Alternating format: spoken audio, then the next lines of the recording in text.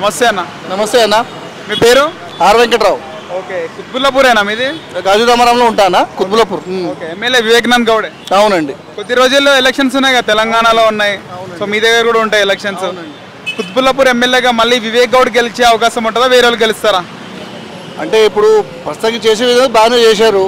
ఇప్పుడు మన కాలనీ ఏదో చూశారు, మళ్ళీ మంచిగా మన కాలనీ చేశారు కాబట్టి మనకైతే ఓకే. మళ్ళీ అన్ని దగ్గర మాకు తెలియదు, మాదేదో బాగానే చేశారు. ఆయనకు పేరు ఎట్లా ఉంది కుత్బుల్లాపూర్ ఎమ్మెల్యేకి? కుత్బుల్లాపూర్ ఆయన బాగానే కష్టపడుతుండే, బాగానే తిరుగుతుండే, ఆయన కూడా బాగానే చేస్తాడు పని అయితే. సో గతంలో శ్రీశైలం గౌడ్ ఉండే కూనా. అవును, ఆయన కూడా బాగానే చేసిండు. ఆయన చేయడం కాదు, ఆయన కూడా చేసిండు. ఆయన కూడా బాగానే ఓడిపడ్డాయి, ఆయన కూడా పని చేశాడు.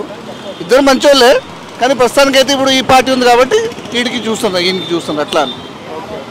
అంటే గతంలో శ్రీశైలం గౌడ్ కాంగ్రెస్ నుంచి చేసిండు, ఇప్పుడు బీజేపీలో ఉండు కదా, ఎట్లా ఉంటుంది పోటీ ఇద్దరికి?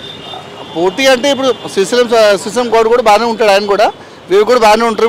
ఇప్పుడు ఈసారి కొంచెం పోటీగా ఉంటుంది అనుకుంటారు అందరూ, ఎందుకంటే బీజేపీ కూడా బాగానే ఫామ్ అవుతుంది కాబట్టి. అట్లా కాంగ్రెస్ నుంచి ఎవరున్నారు ఇక్కడ? కాంగ్రెస్ అంత ఐడియా లేదన్న. ఇంతకుముందు అయితే కున శ్రీశైలం గౌడ్ ఉండే. కాంగ్రెస్కి వేవ్ ఉందా?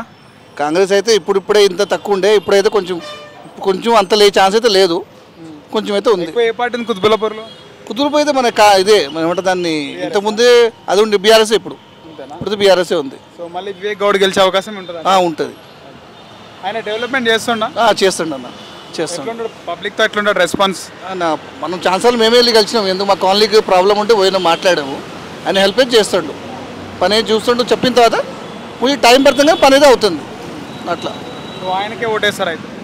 నేను ఓటేసి ఓకేస్తానని చెప్పలేను, కానీ ఆయన ఏదో పని బాగానే చేస్తుండు అట్లా. Okay, thank you.